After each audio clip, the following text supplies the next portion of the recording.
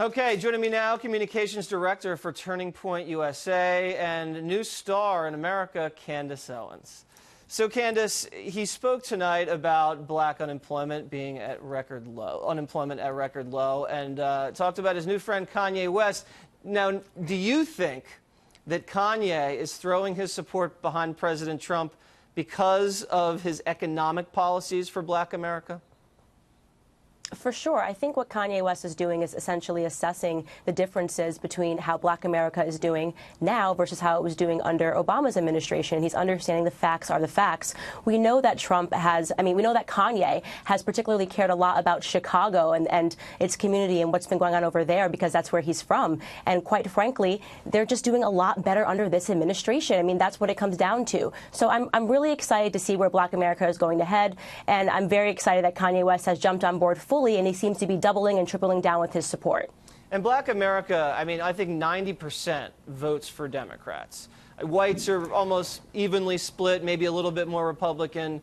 Hispanics and Asians, it's about 60-30. Why do you think, as a black woman in America, that there's such a monolithic group that supports the Democratic Party in black America?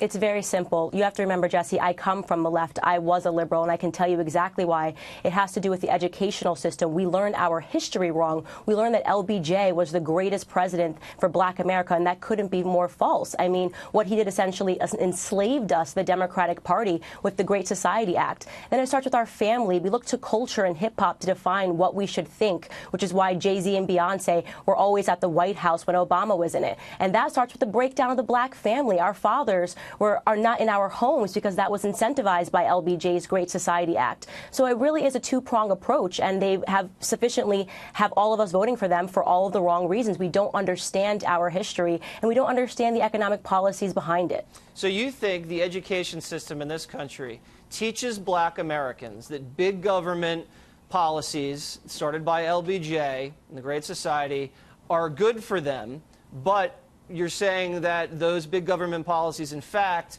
have maybe stifled the growth of the black America?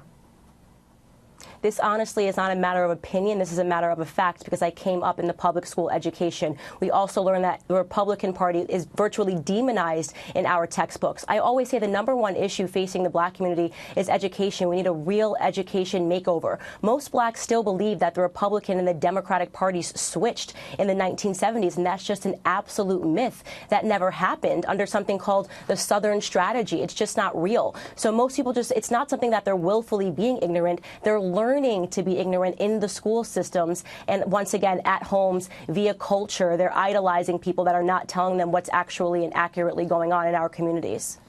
Well, listen, I know because I've hit the streets, and when you ask people, was Abraham Lincoln a Republican or a Democrat, I think about half the people that I interview think Abraham Lincoln was a Democrat. Candace Owens. That's true. Thank you very much. Thank you for having me.